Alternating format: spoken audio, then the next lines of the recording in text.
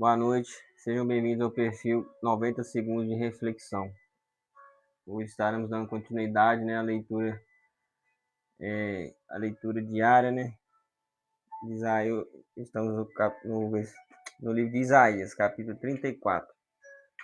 Então, vamos começar então. Capítulo 34. Amargedon, a ira de Deus sobre as nações. Aproximai-vos, nações, para ouvir, e vós, povos, escutais.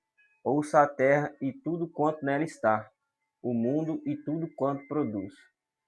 Primeiro eu vou estar lendo o capítulo inteiro, depois eu volto lendo junto com as explicações e a análise, E tudo quanto produz. Porque a indignação do Senhor está sobre todas as nações, e o seu furor sobre todos os seus exércitos. Ele as destruiu por completo, estragou-as à matança, entregou-as à matança. E os seus mortos serão arremessados, e dos seus cadáveres subirá o mau cheiro, e com o seu sangue as montanhas se derreterão.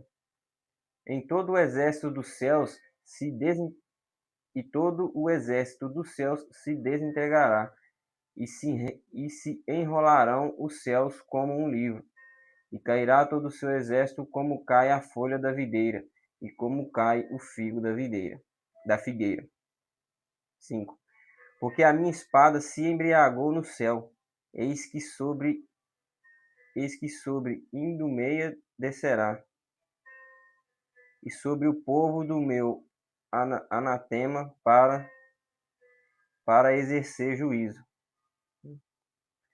A espada do Senhor está cheia de sangue, engordurada está de gordura de sangue do cordeiro e de bodes, da gordura de rins de carneiros, para que o Senhor tem sacrifícios em Bosra, e grande matança na terra de Edom.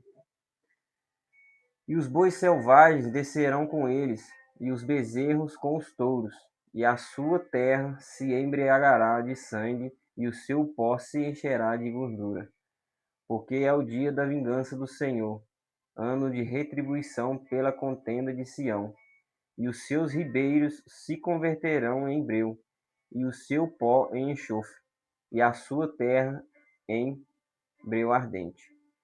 Não se apagará nem de dia nem de noite, perpetuamente subirá a sua fumaça. De geração em geração será assolada, ninguém jamais passará por ela. Mas o pelicano e a coruja a possuirão, e o mocho e o corvo morarão nela, e ele estenderá sobre ela o cordel de confusão e níveis de vaidade.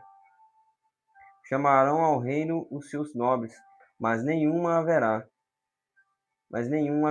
e todos os seus príncipes não serão coisa alguma. E nos seus palácios crescerão espinhos, e urtigas e cardos nas suas fortalezas, e será uma morada de chacais e pátio para os filhos das avestruzes. Os animais selvagens do deserto também se ajuntarão aos animais selvagens da ilha. E o sátiro clamará ao seu companheiro. Também ali repousará a coruja das torres, e achará lugar de repouso para si. Ali se aninhará a coruja, e porá os seus ovos, e tirará a sua cria, e a abrigará debaixo da sua sombra. Também se juntarão ali os abutres, e um com o outro. Versículo 16. Buscai no livro do Senhor, e lede. Nenhuma dessas coisas falhará, nenhuma nem outra faltará, porque a minha boca o ordenou, e o seu espírito mesmo as ajuntará.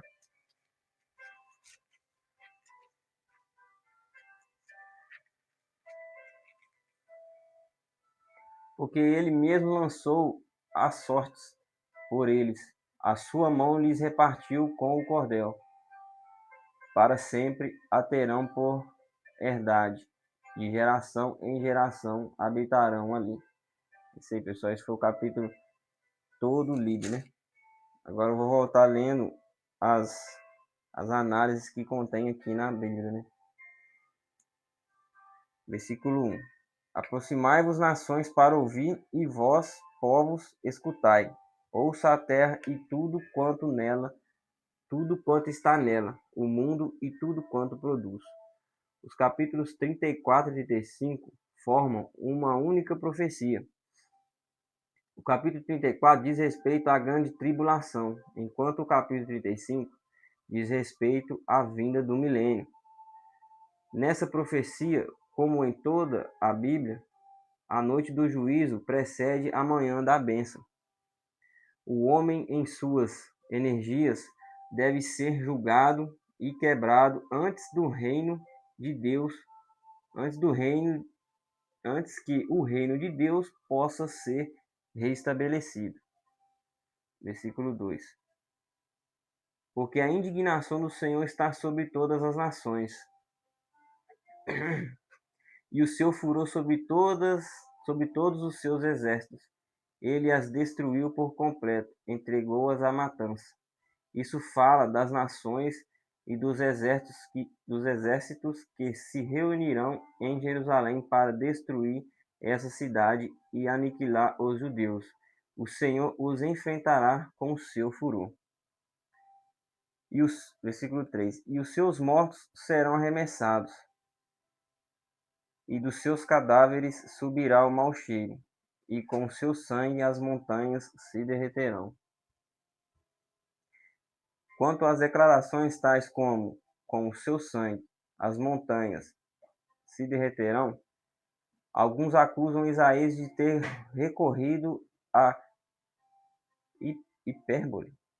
No entanto, Isaías está meramente falando as palavras do Espírito Santo. E é certo que ele não E é certo que ele não recorreria a isso? E é certo que ele não recorreria a isso.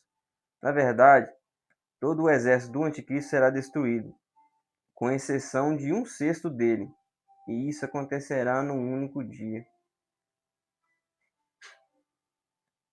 Aí tem uma indica aqui os versículos para ler Ezequiel, ou Ezequias 39, 2, Zacarias 14, 1 e Apocalipse 19, 11.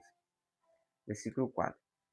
E todo o exército dos céus se desentregará, e se enrolarão os céus como um livro, e cairá todo o seu exército, como cai a folha da videira e como cai o figo da figueira.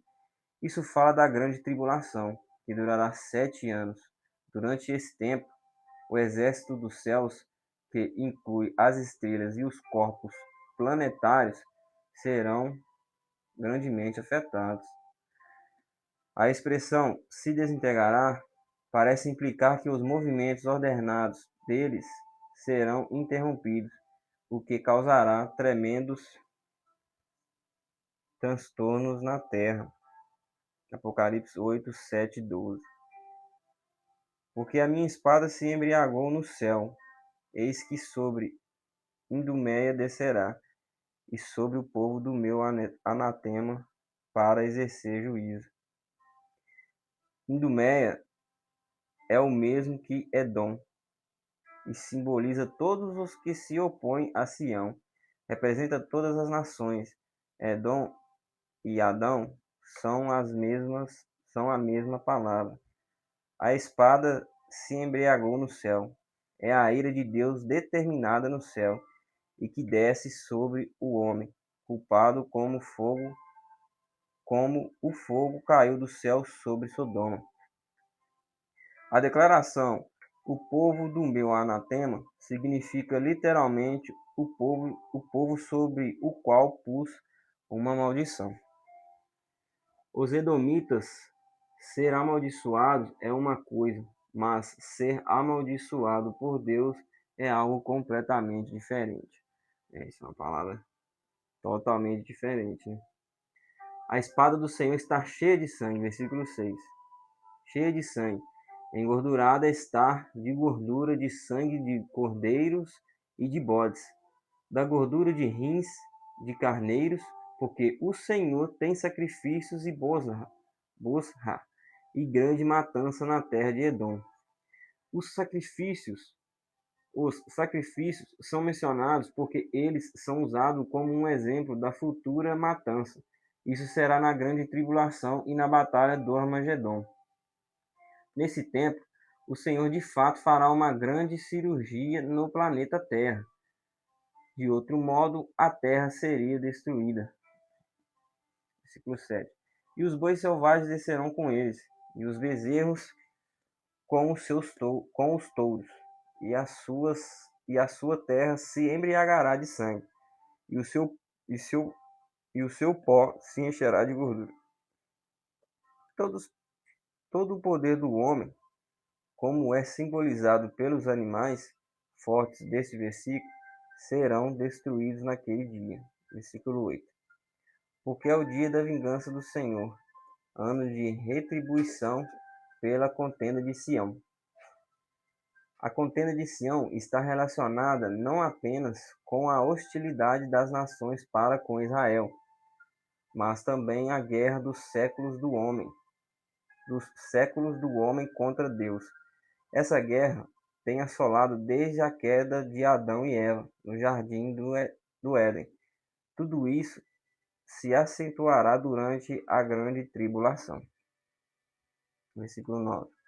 E os seus ribeiros se converterão em breu, e o seu pó em enxofre, e a sua terra em breu ardente. Não se apagará nem de dia nem de noite, perpetuamente subirá a sua fumaça. De geração em geração será assolado, ninguém jamais passará por ela. Esses dois versículos parecem descrever uma das aberturas na terra, que existirão durante todo o reino milenar, pelas quais os homens poderão olhar para dentro do inferno. Essa pesou, hein? Imagina quem ficar aí. Quer ver? Abertura existirão durante todo o reino milenar, pelas quais os homens poderão olhar para dentro da terra. Eu já li outros versículos que diz que o reino milenar será, né, quando Jesus voltar. Alguma coisa assim, depois eu vou aprofundar mais. Parece que vai reinar 1000 anos, né? Tem que ler lá e prestar atenção. Aqui não fala, não. Mas imagina você poder olhar para dentro do inferno, hein? Que coisa, hein? Certamente vai ser os que ficarem, né?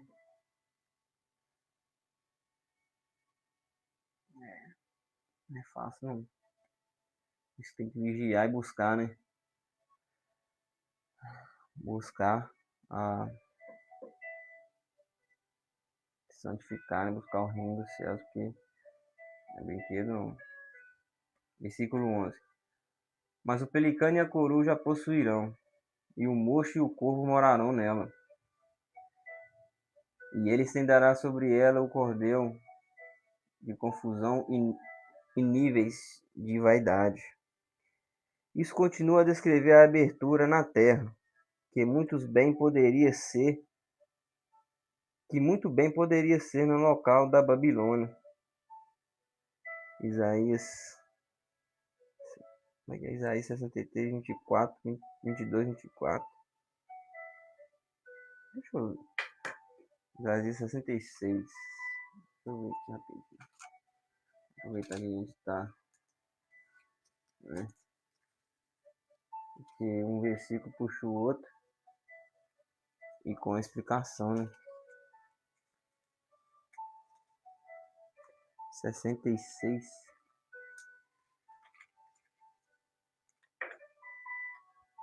E 22.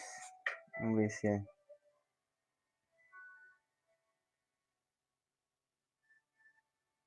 Ó, aqui fala: chamarão o reino aos seus. Como é que é? Aqui, ó. Mas o pelicano e a coruja possuirão, e o mocho e o corvo morarão nela, e ele estenderá sobre ela o cordel de confusão e níveis de vaidade. Isso continua a descrever a abertura na terra, que muito bem poderia ser no local da Babilônia. Isaías 66, 22, 24. Aí vamos ver o que diz. Não edificarão para que outro more. Não edificarão para que outro more. Não plantarão para que outro coma, porque segundo os dias das árvores serão os dias do meu povo, e o meu eleito e os meus eleitos desfrutarão longamente das obras das suas mãos. Agora o 20. Como é que é? Aí eu vou ler 23 e 24 também. Não trabalharão em vão, nem terão filhos para a perturbação, porque são a posterioridade dos benditos do Senhor, e os seus descendentes com ele. 24. E será que antes que clamem, eu responderei, estando eles ainda falando, eu os ouvirei. Aí as, as analogias dos versículos diz assim: meus eleitos falam de Israel, mas também de todos os que aceitaram Cristo como seu Salvador. Desfrutarão das obras das suas mãos. Na realidade, fala da eternidade. O desfrute nunca cessará, porque segundo os dias das árvores serão os dias do meu povo. Refere-se à longevidade de certos tipos de árvores, que de fato têm milhares de anos. Como é aludido nessa passagem,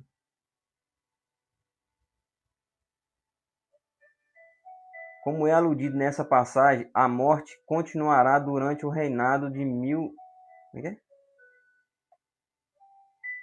Como é aludido nessa passagem, a morte continuará durante o reinado de 1000 anos de Cristo na terra, mas apenas para aqueles que se recusarem a aceitar Cristo e cometerem pecados passíveis de morte. Se esse for o caso, serão escutados, porque de Sião sairá a lei e de Jerusalém a palavra do Senhor. Isaías 2:3. Aí a analogia do versículo 23. A frase seus descendentes com eles diz-nos que crianças nascerão durante a era do reino. E na verdade nascerão para sempre, até mesmo na nova terra.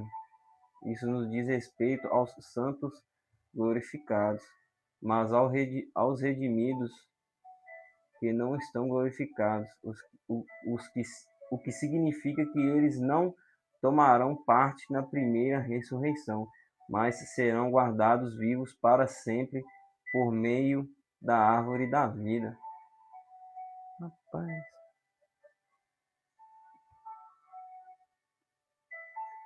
Interessante, né? Nunca ouvi falar disso não. Apocalipse 22, 1, 3. Estes produzirão prole. Olha só. Agora a analogia do 24. Essa sagrada escritura revela a verdade de que Cristo será aquele que resolverá todos os problemas, responderá a todas as perguntas, suprirá todas as necessidades e corrigirá todos os males. A resposta não será demorada, impedida ou negada. Ah, que bênção, hein? Eu vou. Deixa o que você acha, né? O que vocês acham dessa. Como é que fala? Essa explicação dos versículos aqui da Bíblia de Estudos. Deixa aí nos comentários, né? Até perdi onde é que a gente parou. Paramos no 12. Isaías 33, 12. 34, 12. Chamarão ao reino os seus nobres, mas nenhum haverá, e todos os príncipes não serão coisa alguma. Isso fala de todos os nobres que viveram em todas as épocas, mas se recusaram a servir a Deus. Independentemente de sua nobreza e de sua alta posição na vida, eles não obterão entrada no reino. Então não importa quão nobre seja, né? O quanto dinheiro você tem, se você não aceita Jesus, né? Se você não aceita ele, quem vai aceitar você na casa dele, né? No reino dele, né? Então, é o seguinte. Versículo 13. E nos seus palácios crescerão espinhos, e urtigas e cardos nas suas fortalezas. E será uma morada de chacais, e pátio para os filhos das avestruzes. Isso nos diz que o Senhor, isso nos diz o que o Senhor diz sobre essas coisas que o homem estima. Elas para nada servem, exceto para produzir urtigas e cardos. 14.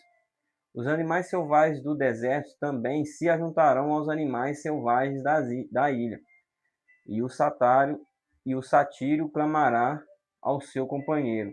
Também ali repousará a coruja das torres, e achará lugar de repouso para si. Em Levíticos 17:7, em vez de satírio, é usada a palavra demônios, e provavelmente significa o mesmo que aqui. A ideia dessa passagem é que, nesse lugar em particular, onde quer que possa ser, provavelmente onde uma vez ficava a Babilônia, os sons que vêm dele serão debilitantes. Para dizer o mínimo, os gritos e o clamor caracterizam o horror do inferno interno que isso representa. Mateus 8:12.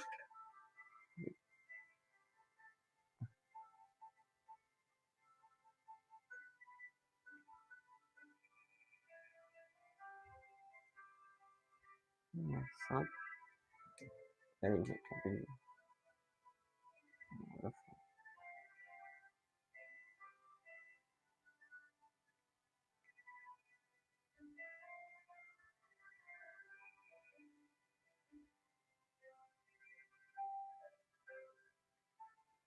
Vou ler de novo o capítulo 14.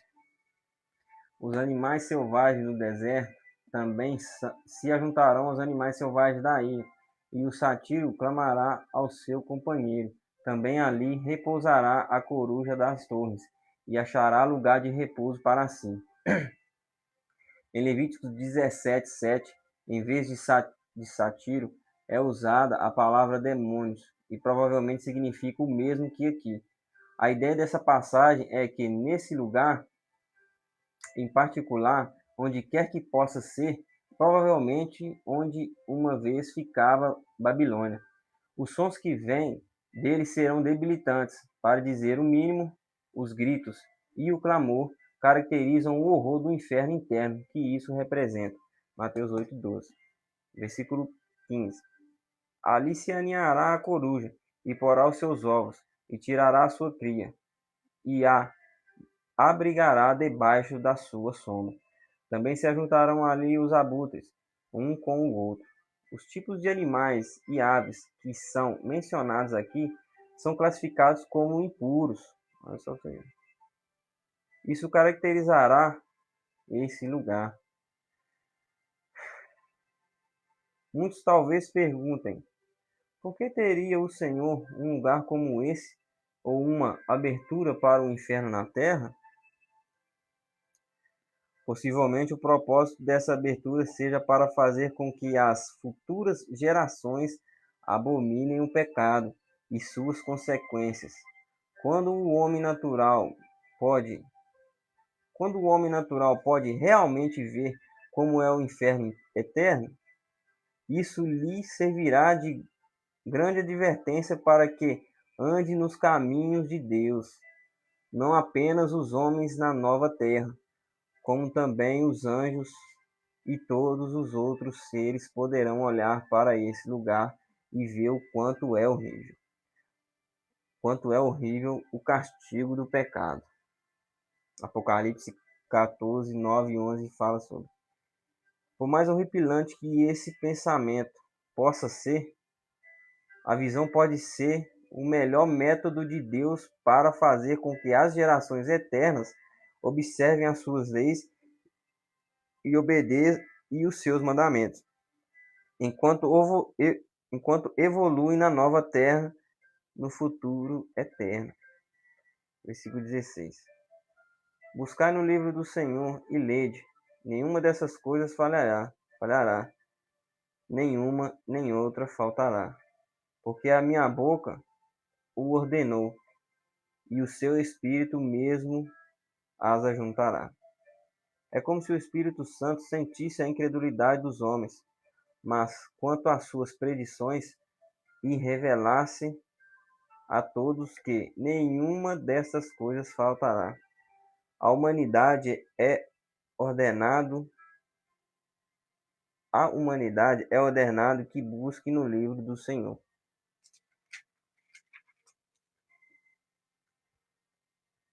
A lei e leia, e entenda que tudo o que está predito se cumprirá. Versículo 17. Porque ele mesmo lançou aos sortes por eles, as sortes por eles, e sua mão lhe repartiu como o cordel. Para sempre a terão por herdade, e geração em geração habitarão ali. As palavras ele mesmo lançou as sortes refere-se ao fato de que Deus distribuiu a cada nação da terra um destino particular. Tudo tem a ver com a aceitação ou a rejeição dele. É dito que a sua mão traça a linha das habitações delas. Em consequência, ele disse: os ímpios serão lançados no inferno, e todas as gentes que se esquecem de Deus. Salmos 9:17. Então é isso aí, pessoal. Essa foi a leitura de hoje, né? Se vocês quiserem ver depois dessa gravação no YouTube, tem no canal. 90 segundos de reflexão, né? Então eu vou ficando por aqui. Se vocês gostou, curta, siga o perfil, siga o canal, né? E todo dia nós vamos estar fazendo o possível para ter essa leitura diária, de buscar, né? E de se alimentar com o pão que Deus deixou para nós, que é a palavra dele, né? Eu vou ficando por aqui, que Deus abençoe sua noite e tenha uma ótima semana. Amém? Fique com Deus.